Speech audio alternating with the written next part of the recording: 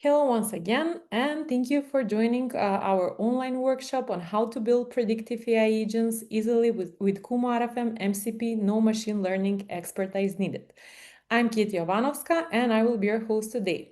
In this workshop, you will hear from Jure Leskovac, professor at Stanford and co-founder and chief scientist at Kumo, Joshua Perzibilko, head of product at Kumo, and Blaž Stojanovic, ML engineer at Kumo. In this session, you will learn to use KumoRFM to bring plug-and-play predictive intelligence into agents, no feature engineering, no training pipelines, using KumoRFM MCP to deliver accurate prediction. Before we begin, please remember to use the Q&A section to ask any question throughout the session. At the end, we will dedicate time to answer your question live. And now, I believe we are ready to start. I'd like to invite our co-founder, Jure Leskovac, to begin this workshop. Jure, over to you. Yeah, hi. Thank you, Katie. Hi, everyone. Very excited to talk to you today about the Kumo Foundation model. I want to explain what it is and motivate it, and then we are going to go deeper into how to build agents with the foundation model and so on. So, if you think about let's say the enterprise organizations, they're kind of two halves of the enterprise brain, right? There is the enterprise, the organizations, they run on two types of data. They run on unstructured data, language, and let's say perception, text, documents, images, where the task is now to reason, summarize, and generate content, right? So it's all about answering what and why based on human knowledge.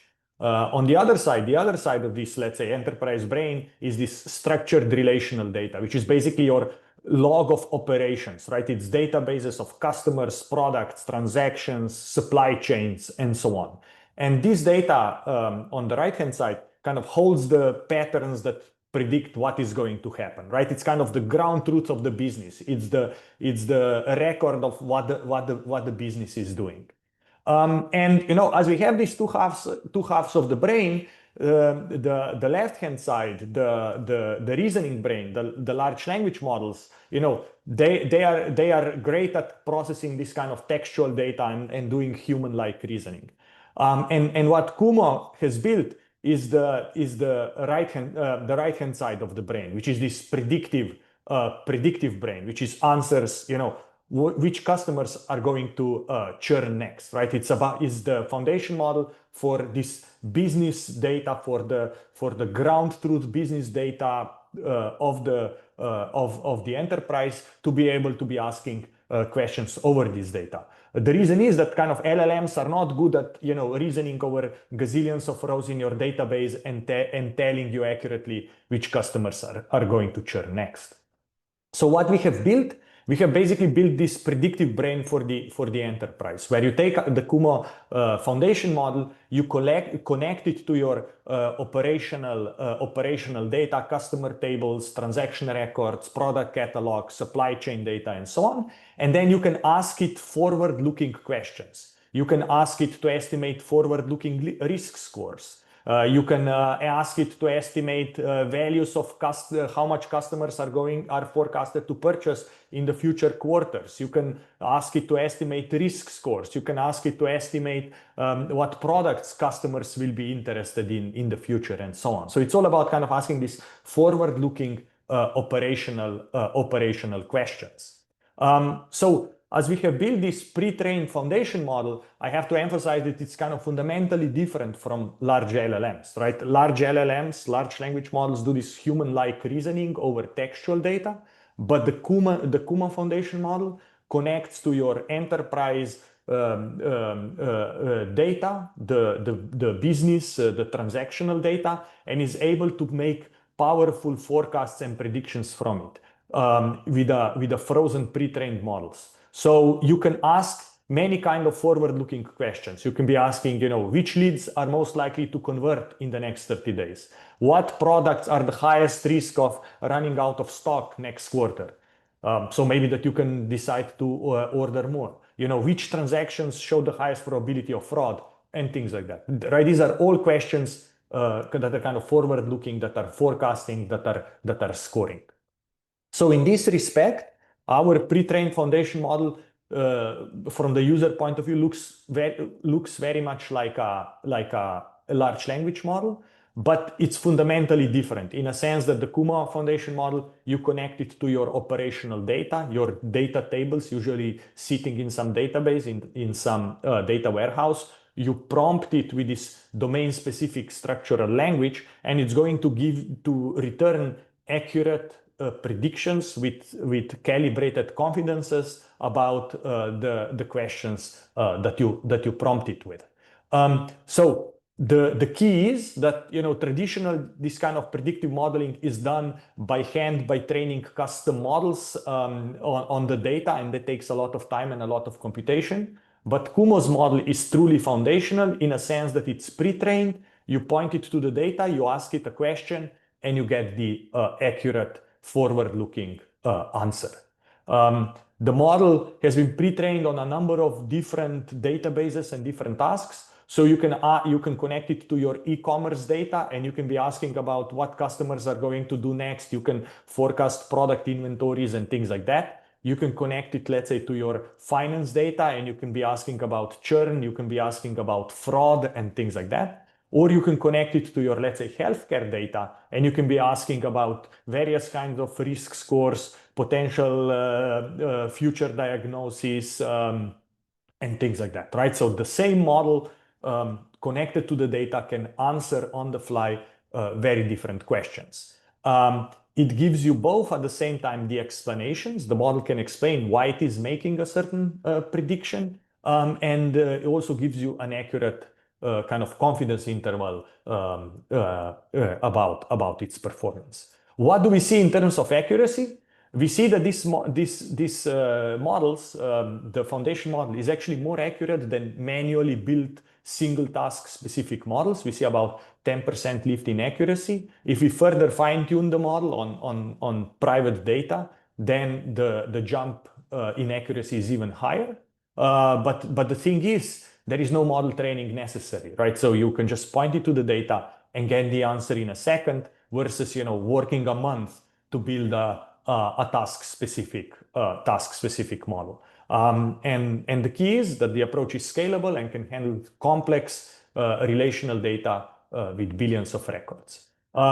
So how does this fit into the AI stack? RFM is really a foundation model for business data. It's kind of filling the hole left by the LLMs, right? It is not predicting text from text, but it is predicting outcomes from business data.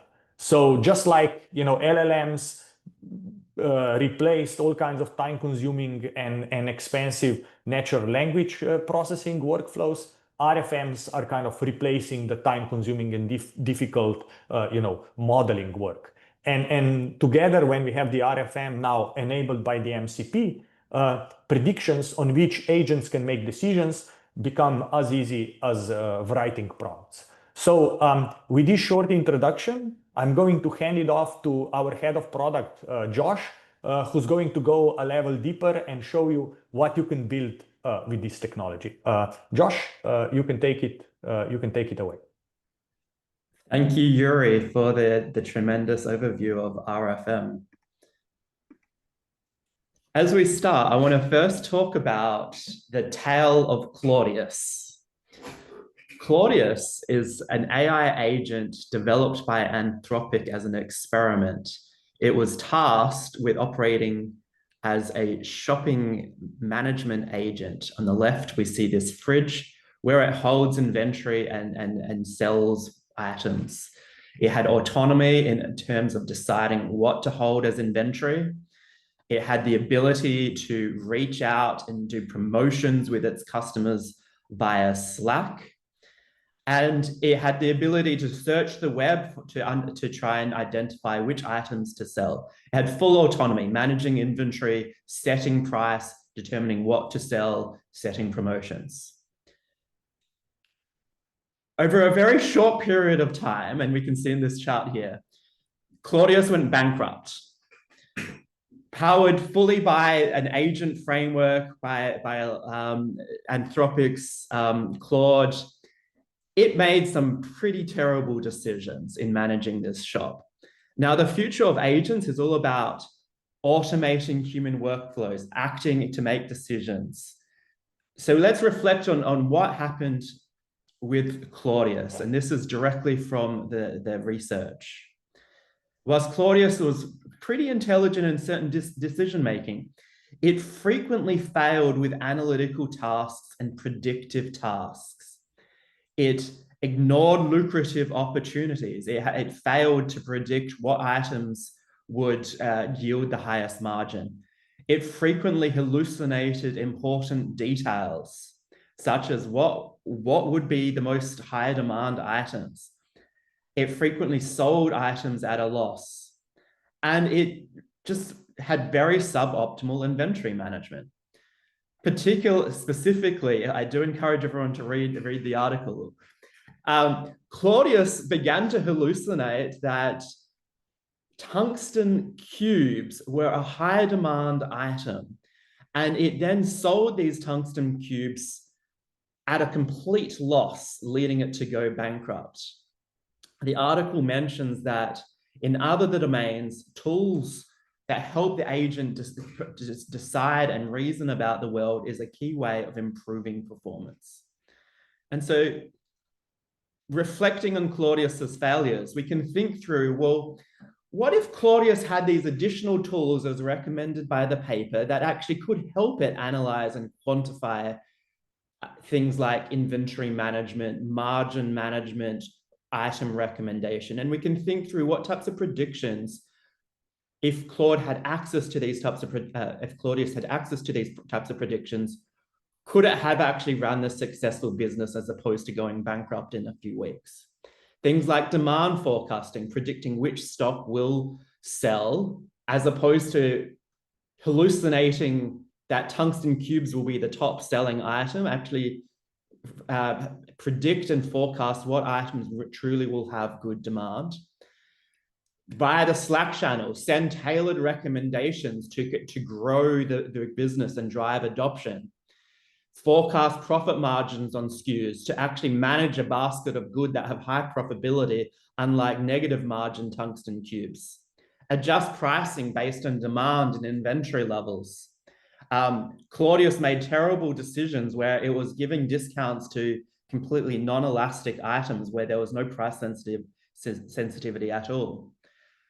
Anticipating delay lead times or on-time in full predictions to make sure that high demand items don't go out of stock. And simulation predictions. If we stock different range of items, what happens to margin? Or provide different pricing strategies, what happens to our overall revenue forecast? And that's what we want to really reflect on, is agents need AI predictions to reason about the world. We hear agents have made tremendous progress over the last 12 months in reasoning problems. But a human running a store, when we're reasoning about what inventory do we want to hold, what price do we want to make, we reason based on hard numbers, based on predictions, based on business forecasts. The first generation of agents, and this is also true for Claudius as we read in the write-up, the tools that it had at its disposal, and many agents that we see based on our interviews, have simple tools such as being able to process unstructured text, search unstructured text. RAG has been revolutionary, but is it sufficient for true reasoning in a business sense? No. Web search tools to search the web on trending items, again, very, very powerful. Is it sufficient to make a true business-aware agent? Not really. Math agents, Claudius could do basic arithmetic. It knew when items were out of stock. But was basic arithmetic sufficient in running a successful agentic workflow that automates a human process? No, Claudius failed in its reasoning. What we really see is for agents to truly unlock autonomy in business workflows and reason about real-world business problems is our agents need predictive capabilities. Claudius needed to hook into a CRM to potentially manage information on which customers buy what for promotional offers. Needed to hook into an inventory management system to better track inventory so that it didn't run out. And then, of course, generate recommendations optimize and predict items with high margin, high demand, not offer discounts on inelastic items, and many other predictive AI tasks. We see the predictive engine as important for the next generation of agents to truly unlock value in businesses. But these predictive agents, we need to make it easy to hook into predictions without having large data science teams, specialized researchers, data engineers, craft and handmade machine learning models. And this is where KumoRFM really comes in. No training required, sits on top of your relational data, and we can expose predictive capabilities directly with high performance, as Yuri mentioned earlier. And this is important because, look, these first generations, LLMs are a tremendous technology. They've totally changed the world of business as we know it. But they're really designed around processing facts, processing large amounts of text. They are not engines to form predictions. We need to introduce this relational data and AI predictions so that, for example, for user 001, we can predict what item that they may purchase next, or offer a promotion, or recommend actions that drive adoption. And this is why we, as Kumo, really have been innovating to how we drive ad predictions into agentic workflows. First was the invention of RFM, zero training required to create these predictions. Now we're happy to announce the launch of KumoRFM's MCP server. Our MCP server allows any agentic workflow or framework such as Crew.ai, LangChain, OpenAI agents SDK on MCP clients such as Claude Desktop to interact with KumoRFM via an MCP server. An MCP server at its heart abstracts the underlying protocols of an external system abstracts them to make it a single unified, I think I refer to it as a universal socket or a universal plug for these agents and agent frameworks to interact with these services. In this case, our service is KumoRFM models for predictions. And a workflow would be as follows: a planning and execution agent such as OpenAI Anthropic. Claudius realizes that it needs to make some decision around predicting which items will have high margin. It knows that it can't reason about this particular task on its own without hallucination. It decides to use a tool. The tool framework then realizes, okay, the best tool at its disposal, enumerating all tools, is KumoRFM, a forecast on margin prediction by SKUs. It makes the request to the MCP server that then fetches the relevant data from the raw inventory management system or key relational data sources, sends that request or latest data over to the RFM model, the foundational model, which generates the prediction response and returns it back to the agent for the agent then to further reason about which stock to hold at hand in this shop. The KumoRFM server exposes several tools at its disposal, including making predictions, evaluating the performance of those predictions in terms of core data science metrics, understanding diagrams at hand. To make this real, we're going to further demonstrate, Blaj will take over and demonstrate how do we generate an agent that end-to-end orchestrates a workflow via several tool calls. In this scenario, we're going to demonstrate the extended warranty, extended insurance agent. In such an agent, an insurance agent is tasked with maximizing renewals of these insurance policies. The first step will be a retrospective tool call to first understand which insurance policies are going to expire in the next month and may require follow-up. Next, we want to predict on those policies that may actually expire in a short amount of time, which ones are at risk of non-renewal. For example, this is the first time that this particular customer has purchased this insurance and doesn't have a lot of history of renewal. They may be of a certain demographic. It might be a certain insurance type that may not renew. versus a low-risk policy, such as someone that has several years of renewal history and thus deemed low risk of churn. The agent can then further proceed for high-risk churn customers. What's a recommended offer or bundling offer that may incentivize renewal without giving up too much discount?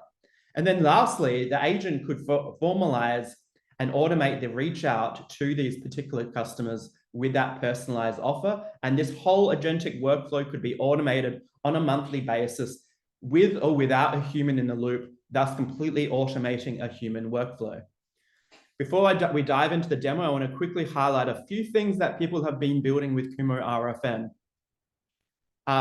We have seen an application that helps recommend health insurance coverage policy based on predictions around healthcare utilization and family needs.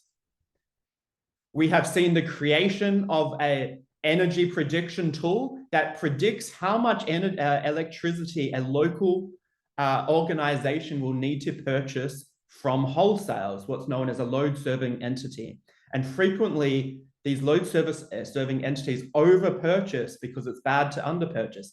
With KumoRFM, they outperformed the actual industry benchmark by 30%, which could result in millions of dollars of saving in over-purchasing of electricity. We've seen the development of an application and agent that actually predicts high-risk fire areas for more proactive measure of fire reduction and response planning. We've seen the creation of applications that predict emergency patient readmission and thus better forecasting of hospital utilization. How many beds are we going to need over the next week? How many staff? Do we need expansion of the hospital? Should we actually be allowing this patient to leave the emergency department if they've got a very, very high score of readmission? We've seen an application that detects a medical provider fraud, oversubscribing, for example, opioids and the likes. We've seen an application that generates hyper-personalized e-commerce recommendations based on interactions with the website, what has been added to the basket of goods, other items that have higher correlation of success of recommendation. We've seen a business analytics tool that enables end users to wrangle their data and generate predictions on the fly. Think the next phase of Tableau, where predictions are instantaneous without any need for model training. On that note, I'm actually going to hand off to Blaj, one of our lead engineers, who's going to demonstrate KumoRFM live and actually building one of these use cases. Thank you. Thank you very much, Josh, for the wonderful presentation. Really, really interesting.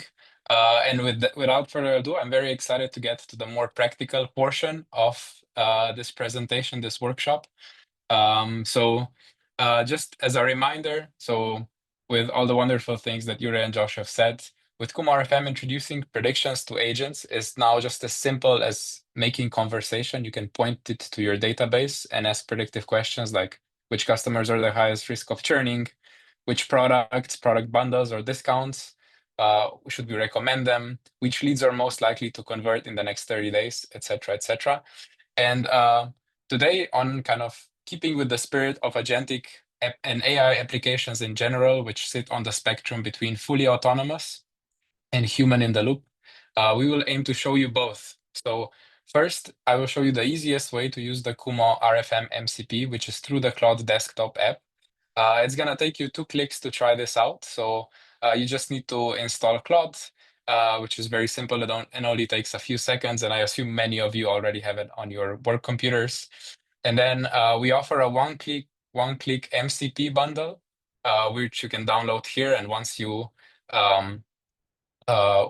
run it, you will see something like this in Claude, which will automatically install KumoRFM. Of course, because I had to practice for this session, I have it already installed. I won't uninstall it now. The only thing that you have to do afterwards is configure it. And set the KumoRFM API key, which you can get for free on our website, so KumoRFM.ai. And yes, I encourage you to give it a try if you want to follow along, or try even during the webinar and you have questions at the end. That would be great as well.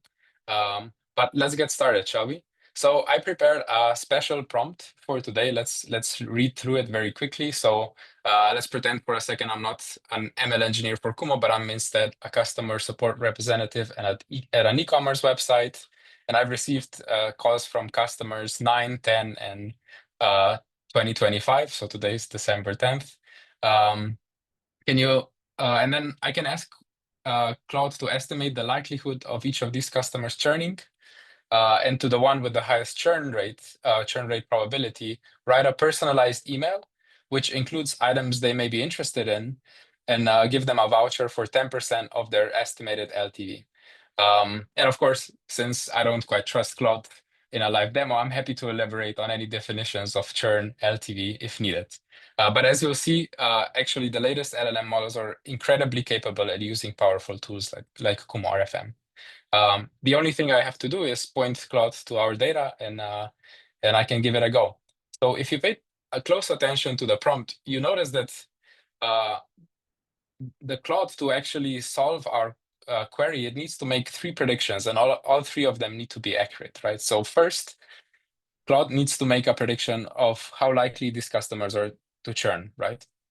Second, it has to calculate LTV for each of them, so long-term value. And then finally, it has to recommend different items to them depending on their preferences, right? So those are 3 sets of predictions. And we see that Claude has already started churning along. So first, it used the KumoRFM MCP search tool to find the files on my computer. It did so successfully. It then analyzed table structure by taking a look at what the tables look like. So we see we have a bunch of user IDs. We have a bunch of transactions. And then it's nicely summarized all of the data it has found. So it has found users, orders, items, item returns, and item views. So this is a fairly standard e-commerce data set. And now it's using the documentation tool to first read up about KumoRFM. So under the hood, you have to understand how to structure the data and how to write predictive queries. But instead of providing explicit tools to agents, which would be kind of create graph tool or write predictive query tool, we instead opted to provide LLMs kind of what we call knowledge tools or documentation tools, where it can read up about how graph setup should work or how predictive queries should look like. So with that knowledge, Claude proceeded to update the graph schema. All of these operations are idempotent, so Claude can perform them many times without running into issues. And as we see, it correctly came up with a graph of that's constructed from the tables we have, right? So we have users, items, and orders. Oh, actually, it's too fast for me. It's already writing the email, but the graph was constructed correctly. It then initialized KumoRFM, again, referred to the documentation, and then started running predictive queries, right? So it ran a predictive query for all the users. These are the predictions. And with those predictions, it was able to retrieve specific fields about the user, so it can better instruct its next query. It then created this predictive query, which predicts which items the users are most likely to buy. And it actually made a mistake in the first query, but because we designed kind of error messaging in the MCP very nicely, where errors in the syntax are explained through natural language, it's able to correct its query and write it correctly in the second time, right? So it's able to kind of self-correct on this path of providing you the best possible query resolution. So now it's just summarizing the results, and actually it's able to provide this personalized email to customer number 10, which had the highest churn likelihood. So the subject reads, "We miss you, come back with a 10% discount off your favorites," where it includes explicit references to items which user number 10 is most likely to buy, and also gives a 10% discount offer based on the LTV value of this user. So this is just a single example. Of course, we can say, we can ask follow-up questions, kind of like, can you instead predict churn over 90-day period, right? And Claude will be able to do so. And really, this is the MCP is your playground, right? You should go out, try with your own data and see what works, what doesn't work, and see kind of how complicated queries you can construct. And actually, I have a second example to show here, which is less autonomous, less end-to-end query, but instead kind of more an exploratory query. So let's say you've just started working at a job, and I'll create. Actually, I'll wait for the query to finish. So looks like Claude was able to run a second predictive query and is now modifying the email with the new information. Let's say instead of kind of knowing what you want to do, it's your first day at a job, right? So you say, "Hi, I'm new at my job. I found some data about our business at data/games. Can you help me understand what I can predict from this data?" So because we provide many discovery tools, and Claude has very good general knowledge of data science, it's able to use these tools to first search for the files, inspect them, analyze individual tables, and provide us recommendations. So let's see what data we have here, and then what Claude is going to recommend us to do.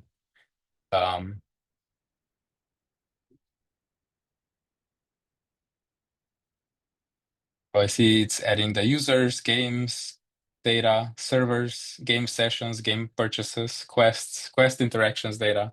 It's using all of it to create a new graph. It's taking a moment, but oh,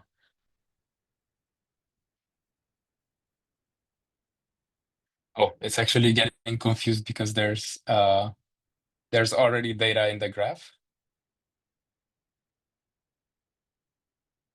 And it's going to update the graph. Let's see what it comes up with.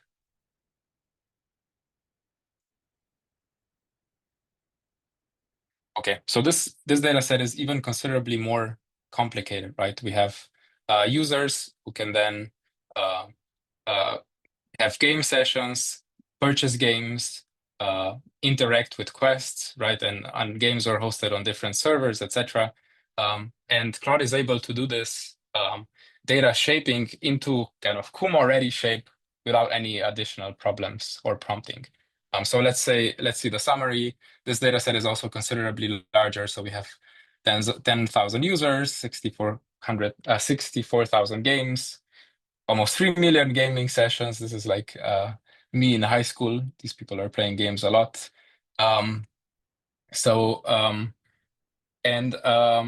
Let's see what predictions can we actually run. So it recommends churn prediction, session duration, game preferences. We can predict revenue, so kind of what the users will purchase, their spending amount, who will participate in which quest. So this is really interesting because even as someone who's worked at Kumo for a while and solved or built many models, like these are some queries that I wouldn't be able to come up with. So let's just in the spirit of completeness, let's run these two queries and see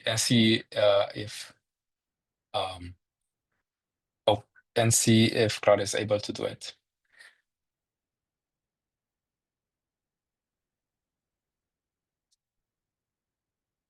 Okay, so it's signing into KumoRFM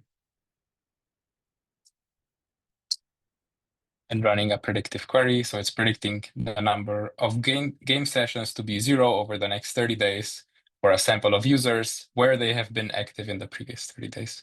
So this is all correct. Good. So this was kind of the the least autonomous part of the practical session.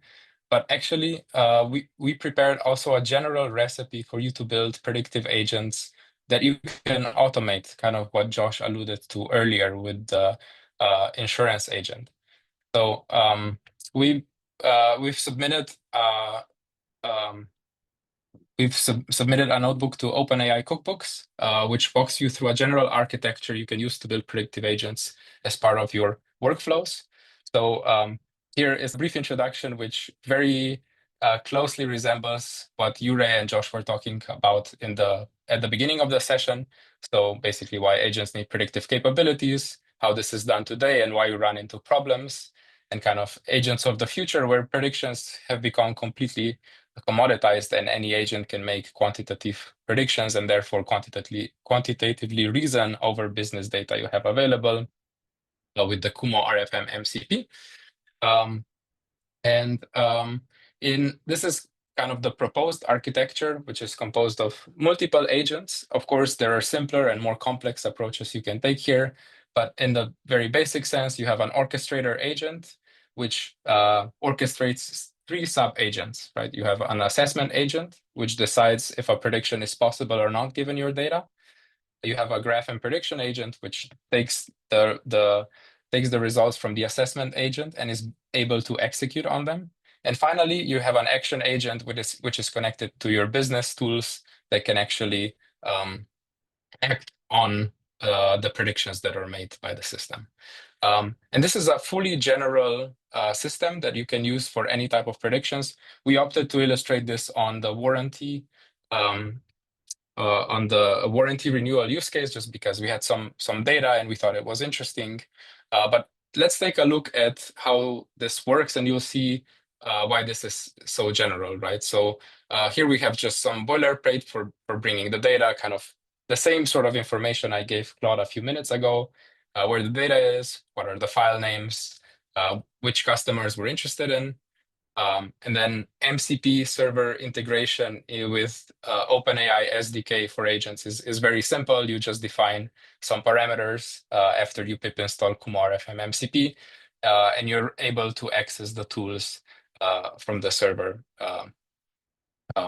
where in the environment where your agents are running. So we here's how to actually construct the 3 sub-agents, right? So we have to be careful when giving access to tools to different sub-agents. We don't want them to get confused. So for example, the assessment agent shouldn't actually do anything with the data. It should just take a look at the documentation of KumoRFM, and it should be able to inspect the data to see what's there, but it shouldn't modify anything. Right, and the prediction agent should actually be able to perform all the steps, so it can inspect the table files, inspect the graph, materialize the graph, and run predictions. So this is kind of the full scope of the tools. And finally, the business action agent should only be able to look up at the data. But for example, you can have a different tool here, which would say send email, right? And it would send the email to the customers with the desired information. And then the other thing we have to do, of course, is define the prompts. These are pretty simple and general, so this is just a few lines. If you compare this to some of the large prompts you can have in some business applications, you'd see these are very simple, right? So the assessment agent, we just tell them that they're an expert data analyst who's gonna assess if a predictive task is feasible given available data. We give it some information of what tools to use to find this out. For the prediction agent, we actually sequence out the steps it needs to perform, right? So it's a prediction specialist who's gonna take a look at the documentation, inspect the graph to see if it's okay, update it if necessary, materialize and predict. And it's gonna summarize the key prediction results in a structured format to return to the orchestrator. And finally, the action agent is left purposefully very broad, because this is where your own special sauce comes in, and you actually sequence out the business steps you want to perform. So this could be sending an email message, sending a Slack, changing the price of tungsten cubes, etc. Whatever the predictions inform is done then by the action agent. And then pulling it all together is very simple. It's just done via predictive via an orchestrator, which knows when and how to hand off tasks to these sub-agents. And this is a very general architecture that you'll see in other AI applications. The notebook is available, so you can run it yourself. But we also have a simple script to do so. So if you don't mind me, I will switch again to my code editor this time. So this is just the same code I showed you in the notebook, but in script form, so that I can run I can run this agent live here. It's very daunting doing demos live, but as you see, we can take a look at the trace of the agent. And I'm gonna have to switch to the browser again, 1 second. So we can see the trace of the agent as it's operating in real time. This is a very neat feature of the OpenAI SDK, which allows you to have a very intimate look in what the agents are doing. And just because this flow takes a few minutes, I'm actually going to show you an example of what a completed workflow runs. So just to remind ourselves, this is kind of the instructions we gave to the agent. We said, look, you have to understand the business request we're making and the context. You have to coordinate with the specialized agents to fulfill the request. Here's our data, and here are available files. And then we want you to predict the likelihood of churning for the high-risk users we provided, recommend additional insurance products they might purchase, and generate personalized retention emails with discount offers and product bundles, right? So we want our agent to come up with the best possible combination of insurance to bundle for these 3 users. So let's see how it does that, right? So first, it assesses this query. It hands it off to the assessment agent to do so. The assessment agent, kind of like Claude, it reads the documentation, right? So it reads the documentation of KumoRFM, of the graph setup, of the predictive query, and then it inspects the tables, and it says, let's see what it says. We have to scroll all the way down for this. It says feasibility. Okay, we can predict churn risk with this query. We can do cross-sell recommendations with a list distinct query. And for personalized retention emails, of course, it's feasible because we have all of the available customer data, right? So then it hands off the task back to the predictive insurance orchestrator, which assesses this and formats this as a task to the prediction agent, which first takes a look if the graph is available, updates the graph accordingly, it materializes it, and then it runs the individual predictive queries, right? So these are similar to the traces we've seen with Claude before, where it predicts the count of policies over the next 30 days being 0 for these particular users, where they've had kind of assuming they've had active policies in the past year, and it obtains these predictions. It repeats this for the recommendation task or for the bundling task. It wants to predict the product IDs of different policies that the users are most likely to interact with. And then it hands this off back to the orchestrator, which just passes it to the business action agent, which is the simplest one, and just outputs the response, which we can see here. And I think it's very interesting if we actually take a look at the full response of the agent, which neatly summarizes everything we've did. So it says, predictions completed. Here's the summary. We've built a graph with 5,000 nodes and 20,000 edges. The time range of the data is this. The kind of how it constructed the graph. And then finally, which queries it ran and what are the results. So for customer 13, actually all of these customers have very high churn probability purposefully chosen for this example. For each of them, which products, which policies they are most likely to open. So auto, home, and renters being the most popular. And then here's an example email it prepared where it says, look at this. I'm not going to read out the whole email again, but I think you get the gist now. So it's able to complete this workflow end to end with kind of a smart handling of requests to different sub-agents. And I found it pretty funny that it actually suggests outputting this as CSV and triggering outreach automatically, even though I haven't given it access to these tools just yet. So I hope this example was interesting and it sparks your imagination on what you could build next. But with this, my part is complete, and we'll be doing the Q&A section now. So hopefully you've been asking questions in the Q&A, and I think I'll hand it off to Josh to start off, and then Jure. Thank you so much. Yeah, thank you, Blaž. Great job. Thank you everyone for questions. We have answered quite a few in the Q&A.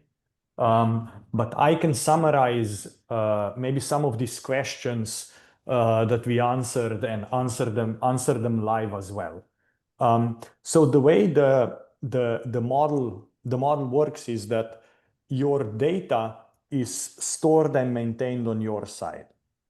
Okay, so the data is on your side, but when you query the foundation model, when you ask it to make a prediction, basically a subset of the data, kind of the in-context examples are sent to the Kumo GPU to do the inference and return back the answer.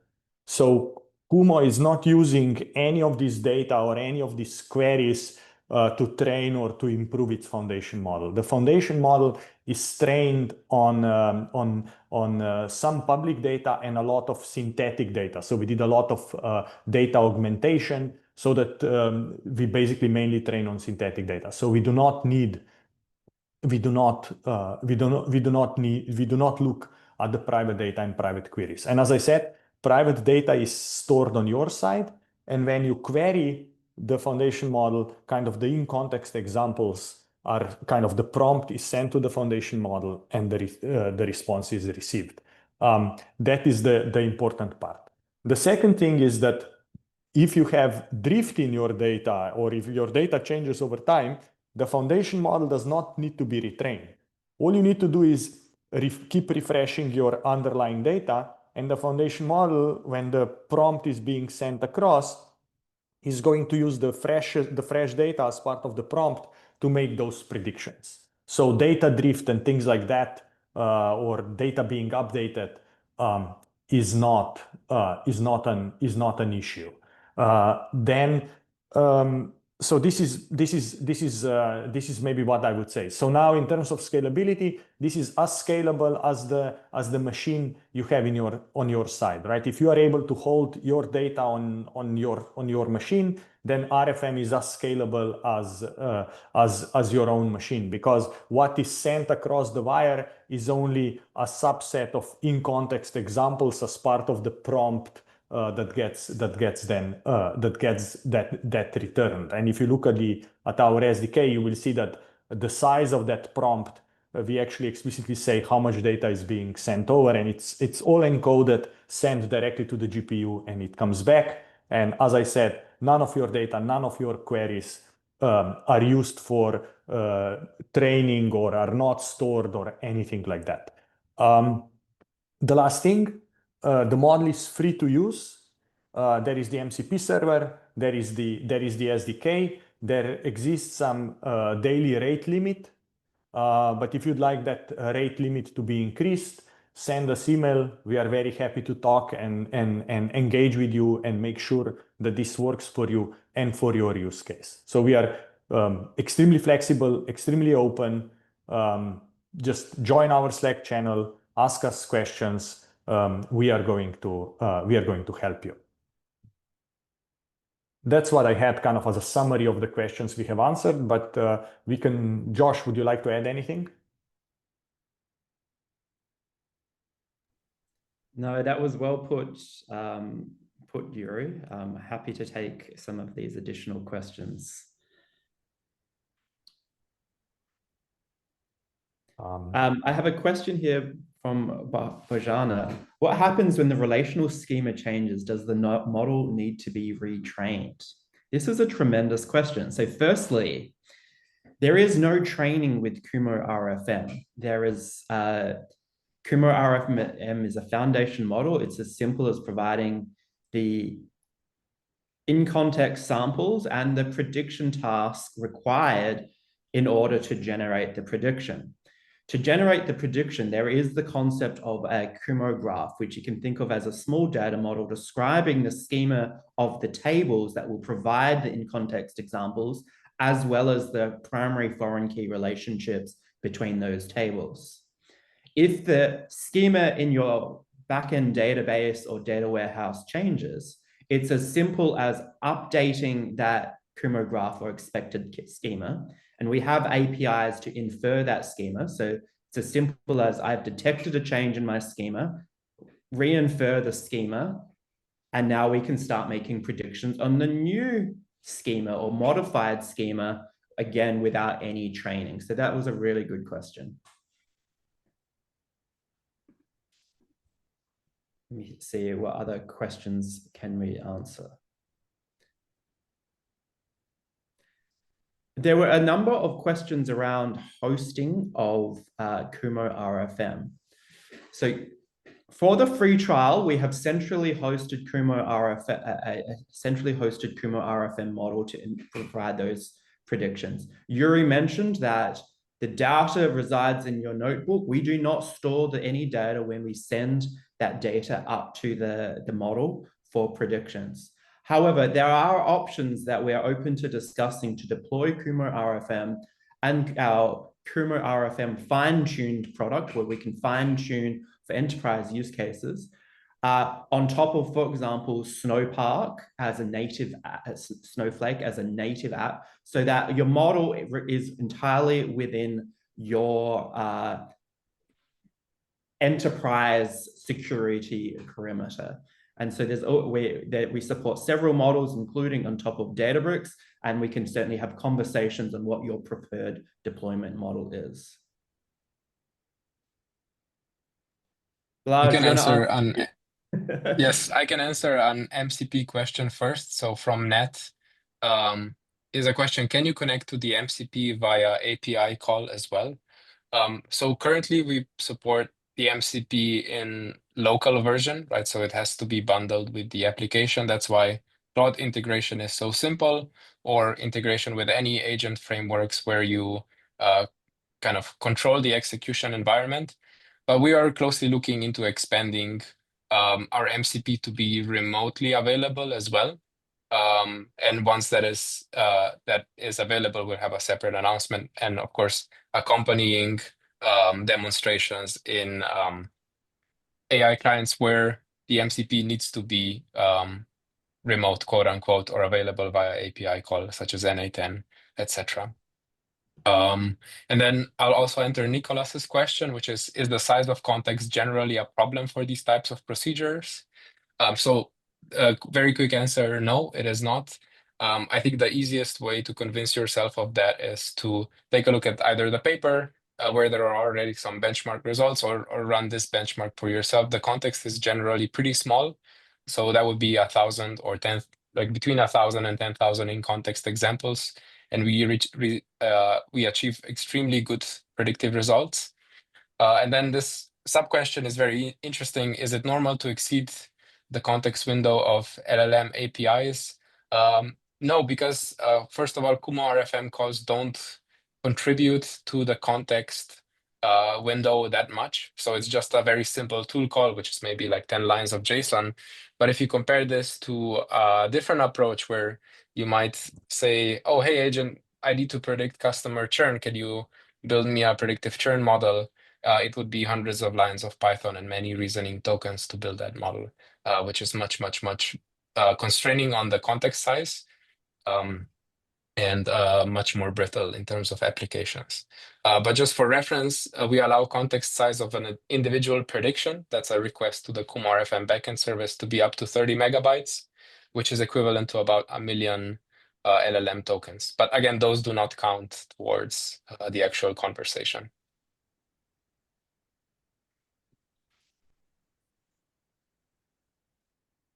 Let me see. I think Yuri already mentioned this, but the model is free to use right now. If you run out of daily limits, just email us and we'll work with you. We have no problem with providing additional resources if needed for your applications. Josh, Yuri, any other questions you want to answer?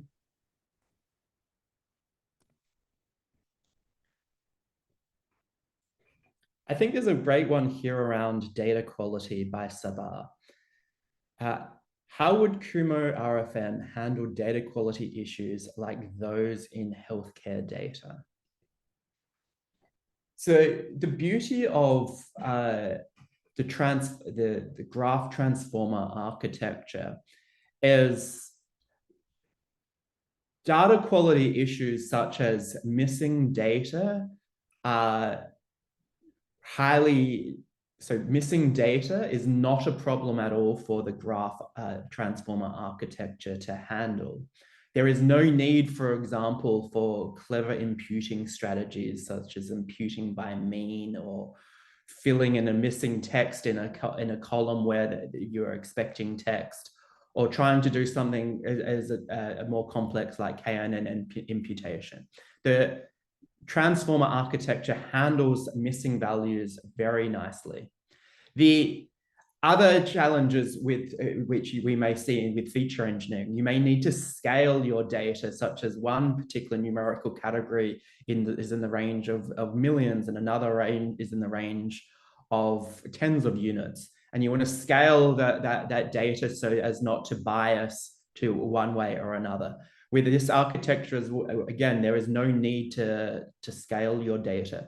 KumoRFM is really designed to sit on top of your relational data without needing to denormalize your data, join it into flattened feature sets, and so forth. So it handles messy data much better than pretty much any machine learning model. There is the caveat, however, that if your data is completely erroneous or if there's completely insufficient data to get any predictive signal, irrespective of what type of algorithm you use, garbage in equals garbage out. So we do believe that, especially in healthcare, we've seen many messy data sets. KumoRFM does generate really nice predictions. However, the caveat is if your data completely has no predictive signal in it, that's just fact of life. So hopefully that answers that question.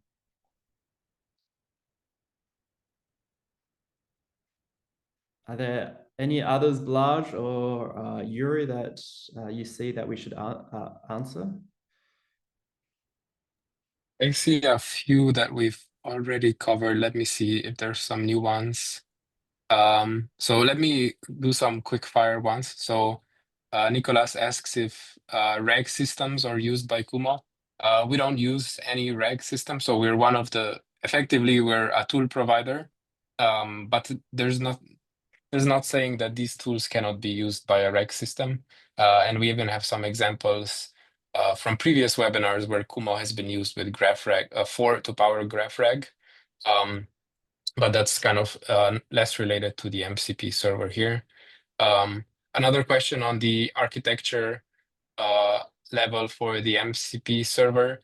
So currently this is if I understand the question correctly, this is it's effectively a middleware which is passing it's implemented as middleware that is passing the requests from the agent to our backend server where our model is hosted. So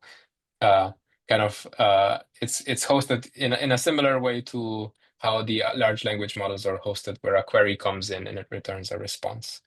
And then Jonathan Bryant asks, how likely is it that my custom data will be in sample compared to your training data? So just to reiterate, KumoRFM doesn't use any training data. All of the predictions are generated from the data you provided. We have pre-trained the model on many synthetic and publicly available data sets. So it's quite likely that your data set will be quote unquote in sample and model will give you good predictions. But of course, the easiest way is for you to try and benchmark towards the metrics you care about. Let me see. These are the questions I wanted to answer.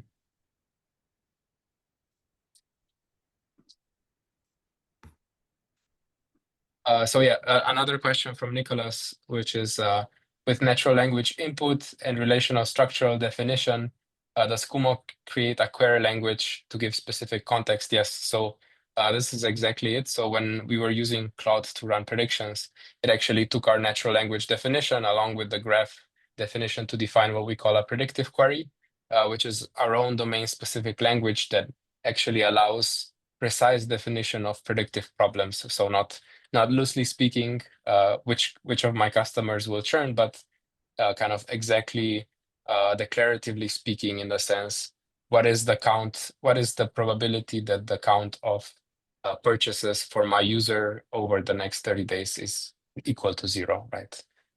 And that's what the PQL describe, and that's what the MCP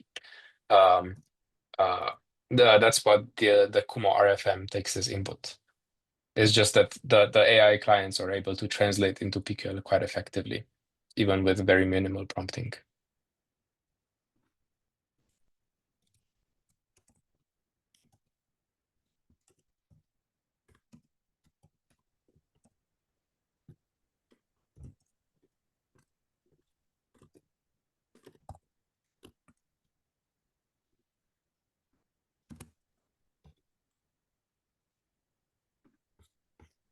Josh, Josh, anything that stands out to you?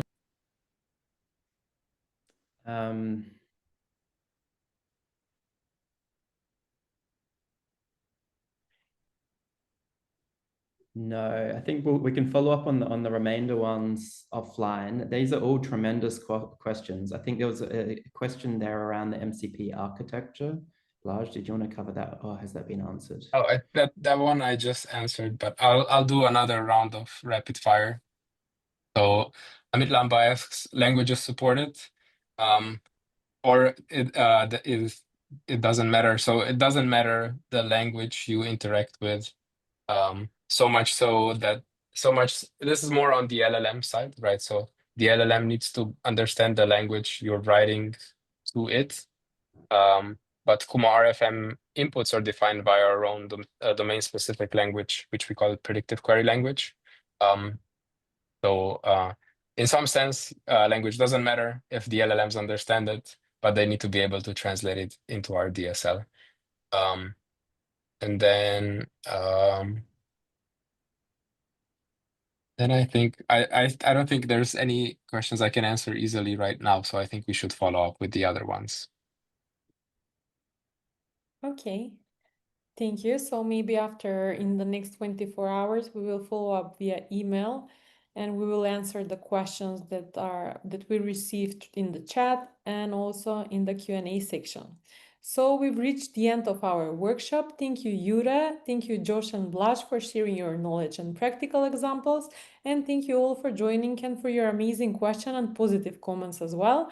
For any question we don't have time to address live, as I said, we will follow up via email. And I hope you've gained valuable insights during this session. And tomorrow, as I mentioned also in the chat, we will send you an email with the video recording and some free trial helpful links. Thank you once again for your time, attention, and have a great day. Bye.